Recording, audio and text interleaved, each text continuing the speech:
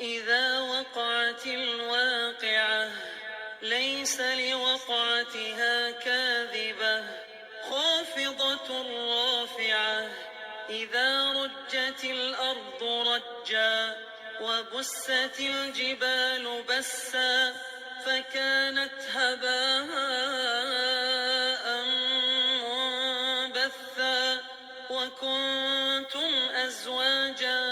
ثلاثة فأصحاب الميمنة ما أصحاب الميمنة وأصحاب المشأمة ما أصحاب المشأمة والسابقون السابقون أولئك المقربون في جنات النعيم ثلة من الأولين وقليل من الآخرين على سرر موضونة متكئين عليها متقابلين يطوف عليهم ولدان مخلدون بأكواب وأباريق وكأس من معين لا يصدعون عنها ولا ينزفون وفاكهة مما يتخيرون ولحم طير مما يشتهون وحور عين كأمثال اللؤلؤ المكنون جزاء بما كانوا يعملون لا يسمعون فيها لغوا ولا تأثيما إلا قيلا سلاما سلاما وأصحاب اليمين ما أصحاب اليمين في سدر مخضود وطلح منضود وظل ممدود وماء مسكوب وفاكهة كثيرة لا مقطوعة ولا ممنوعة وفرش مرفوعة إنا أنشأناهن إنشاء فجعلناهن أبكارا عربا أترابا لأصحاب اليمين ثلة من الأولين وثلة من الآخرين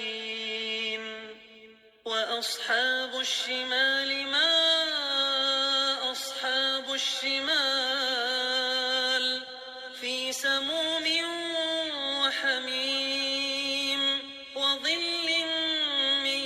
يحموم لا بارد ولا كريم إنهم كانوا قبل ذلك مترفين وكانوا يصرون على الحنث العظيم وكانوا يقولون أإذا متنا وكنا ترابا وعظاما أإنا لمبعوثون أو آباؤنا الأولون قل إن الأولين والآخرين لمجموعون إلى ميقات يوم معلوم ثم إنكم أيها الضالون المكذبون لآكلون من شجر من زقوم فمالئون منها البطون فشاربون عليه من الحميم فشاربون شرب الهيم هذا نزلهم يوم الدين نحن خلقناكم فلولا تصدقون أفرأيتم ما تمنون أأنتم تخلقونه أم نحن الخالقون نحن قدرنا بينكم الموت وما نحن بمسبوقين على أن نبدل أمثالكم وننشئكم فيما لا تعلمون ولقد علمتم النشأة الأولى فلولا تذكرون أفرأيتم ما تحرثون أأنتم تزرعونه أم نحن الزارعون لو نشاء لجعلناه حطاما فظلتم تفكهون إنا لمغرمون بل نحن محرومون